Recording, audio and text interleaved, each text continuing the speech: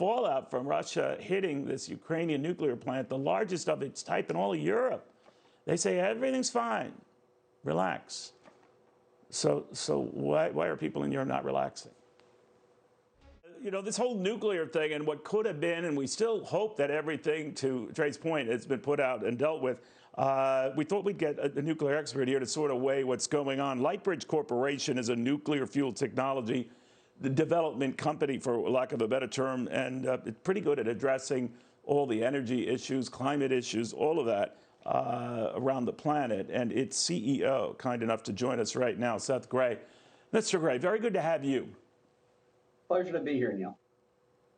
So you've read and followed these developments, you know, out of Ukraine and this facility. I didn't realize it was the largest such facility in Europe.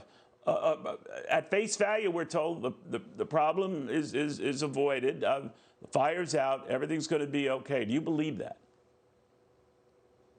So far, that is the case. There are 6 reactors at the site. 1 had already been shut down for maintenance.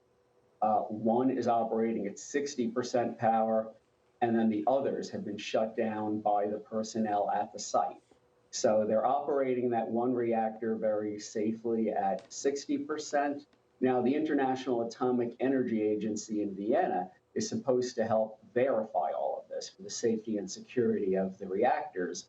And its head, Rafael Mariano Grossi, has said he would like to go to Ukraine and help make sure that all of the reactors there are safe and secure, bringing the right staff with him. So hopefully we'll get that there too. But he has been in touch, and his staff have been in touch with personnel on this site and the other nuclear sites in Ukraine, and with the nuclear regulator in Ukraine, which also has its personnel on the sites. And it is safe. There was a training facility that was hit, that was on fire, that's not near the reactors on the site. That fire was put out actually by people who work on the site who do double duty as a fire brigade, and they acted as their own firefighters to put that out. What if the Russians, who now control that area, don't let inspectors in? You know, we are in the middle of a war. It complicates things when you go to a facility that was run by the Ukrainians and now ostensibly by the Russians. People are going to get anxious, right? Well, my understanding is that, like what happened at Chernobyl, the Russians have surrounded the facility, but have not seized operating control of it. The personnel who work at the plant are doing their jobs. Now, I think it's hard for them to get home and then back from work. It might be hard to get some of the supplies they want. But nuclear power plants have a couple of years of fuel waiting on the site.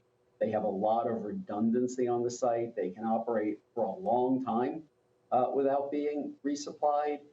So I hope the Russians. But were you surprised, Mr. Grae, that the Russians even tried to attack around this area? I know it's an important vantage point to get into key in Ukraine. I get that, but that by strafing an area, coming so close to doing what could have been global changing damage, that seems pretty stupid.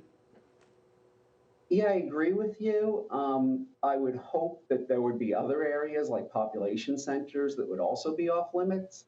To use a technical term, I thought it took a lot of chutzpah for an invading army approaching a nuclear power plant in the middle of the night to blame the local people defending the plant for starting it. That's well put. Yeah, it was a little strange on all counts.